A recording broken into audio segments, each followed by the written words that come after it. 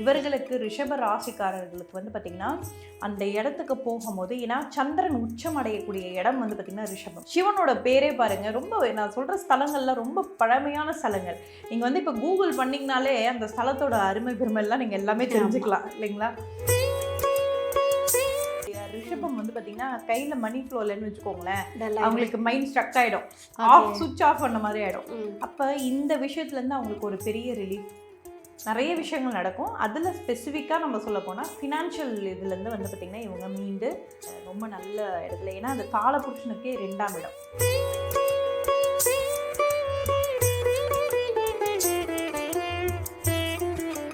Personal loan வேணுமா? Documents இல்லாம 10 நிமிஷத்துல 15 லட்சம் வரை பணம். பூனாவாலா ஃபின்கார். கீழுள்ள லிங்க் மூலம் இப்போதே விண்ணப்பியுங்கள். ஸோ அடுத்ததா ரிஷபராசி என்பர்கள். இந்த ரிஷபராசி என்பர்கள் எந்த சிவஸ்தலத்துக்கு போயிட்டு வழிபாடு பண்ணா வாழ்க்கை மாறும்?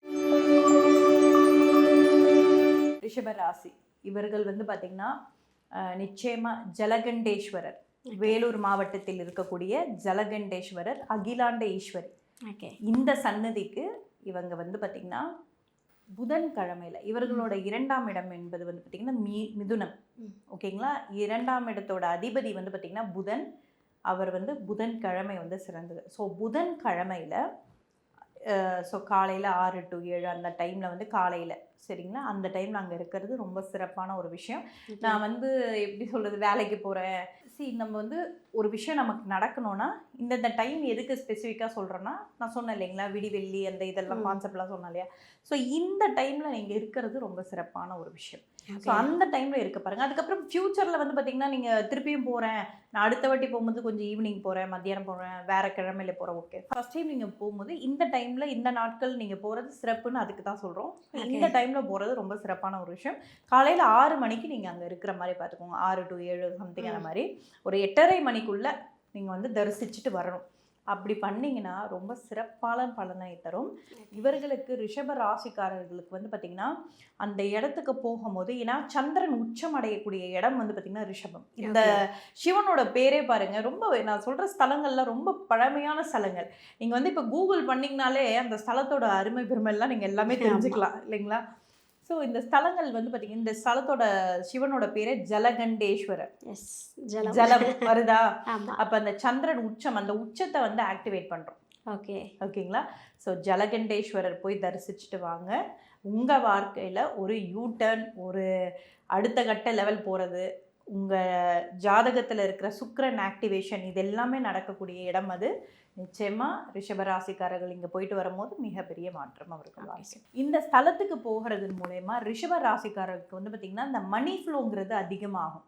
எப்பவுமே வந்து பார்த்திங்கன்னா அந்த பணம் விஷயத்தில் தான் நம்ம தேங்கி நிற்கிறது. பணம் இந்த நான் சொன்னேன் இல்லையா, ரிஷபம் வந்து பார்த்திங்கன்னா கையில் மணி ஃப்ளோ இல்லைன்னு வச்சுக்கோங்களேன், அவங்களுக்கு மைண்ட் ஸ்ட்ரக் ஆகிடும், சுவிட்ச் ஆஃப் பண்ண மாதிரி ஆகிடும். அப்போ இந்த விஷயத்துலேருந்து அவங்களுக்கு ஒரு பெரிய ரிலீஃப், நிறைய விஷயங்கள் நடக்கும். அதில் ஸ்பெசிஃபிக்காக நம்ம சொல்ல போனால் ஃபினான்ஷியல் இதுலேருந்து வந்து பார்த்திங்கன்னா இவங்க மீண்டு ரொம்ப நல்ல இடத்துல, ஏன்னா அது காலபுருஷனுக்கே 2ஆம் இடம்.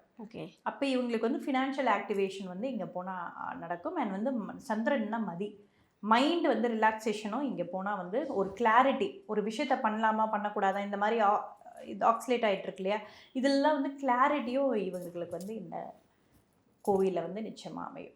ஓகே, சூப்பர்மா.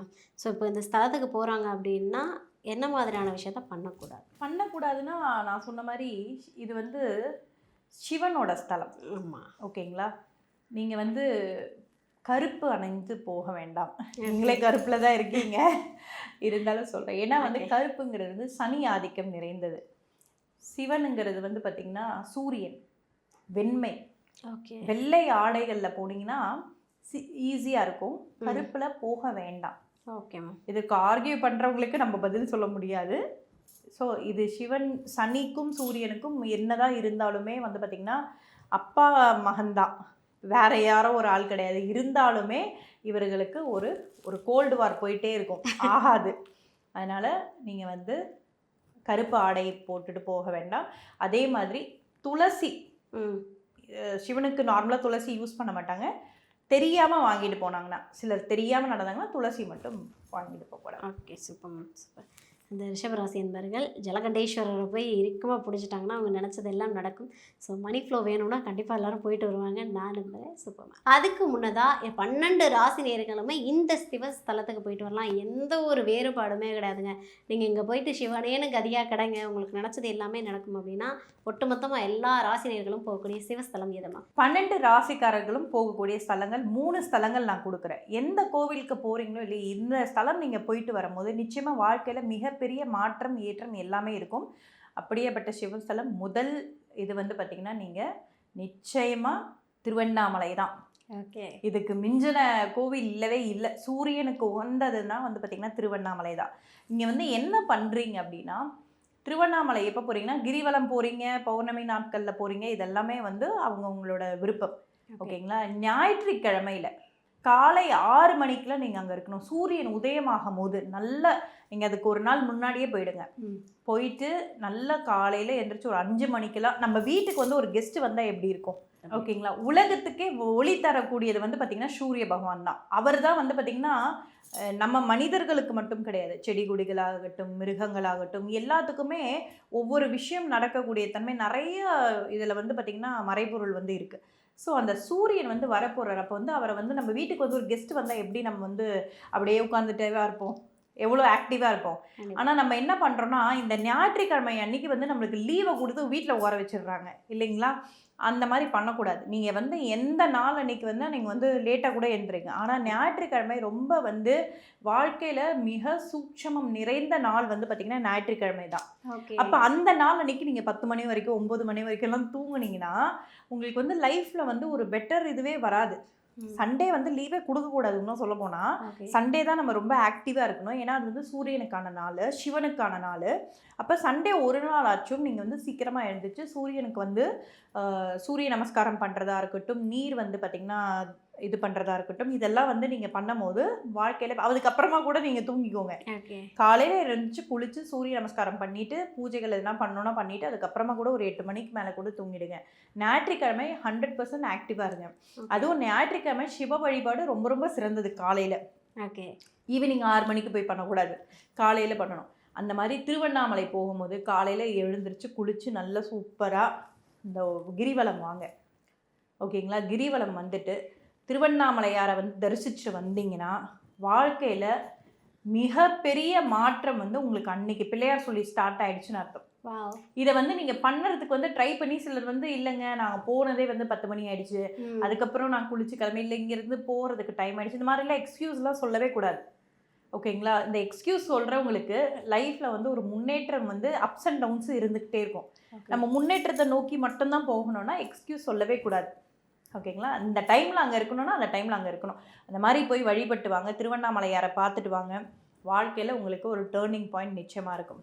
2வது ஸ்தலம் ரொம்ப முக்கியமான ஸ்தலம் வந்து பார்த்திங்கன்னா அடுத்தது நம்ம கர்மாவை போக்கக்கூடிய இடம் அப்படின்னு வந்து பார்த்திங்கன்னா நிச்சயமாக வந்து திருநெல்வேலி. பாபநாசம். சரிங்களா? திருநெல்வேலியில் நெல்லையப்பர் காந்திமதி அம்மன் கோவில். இந்த கோவிலும் வந்து பார்த்திங்கன்னா ஞாயிற்றுக்கிழமையில் நான் சொன்ன மாதிரியே வந்து பார்த்திங்கன்னா வழிபாடு பண்ணுறது. அதுவும் அங்கே இன்னொரு சிறப்பான விஷயம் என்னென்னா சிவனுக்கான ஒரு அதாவது சூரியனுக்கான தானியம் வந்து பார்த்திங்கன்னா கோதுமை. அந்த கோதுமையில் செய்த பண்டம் வந்து அந்த திருநெல்வேலியில் அது நான் வந்து பரிகாரமாகவே சொல்வேன். நான் நிறைய பேர் வந்து அவங்க வாழ்க்கையே சேஞ்ச் ஆயிருக்குன்ட்டு வந்து சொல்லியிருக்காங்க. என்னன்னா அங்கே நெல்லையப்பர் காந்திமதி அம்மன் கோவில் நல்லா அமைதியாக ஒரு மணி நேரம் அங்கே உட்காந்து தரிசிச்சுட்டு அமைதியாக உட்காந்துருங்க. ஓம் நம சிவாயன்னு சொல்லிட்டு உட்காந்துருங்க. உட்காந்துட்டு வெளியே வந்து அங்கே வந்து அல்வா விற்பாங்க கோதுமையில். அந்த அதை வாங்கி தானமாக கொடுங்க, கொஞ்சம் கொஞ்சமாக பிரசாதம் மாதிரி. இதை பண்ணிட்டு வந்தாலும் வந்து மிகப்பெரிய மாற்றம் வந்து நிச்சயமாக 12 ராசிக்கும் பொதுவான ஒரு இது. அதே மாதிரி பாபநாதர் அங்கே போயிட்டு குளிச்சுட்டோம் வாங்க.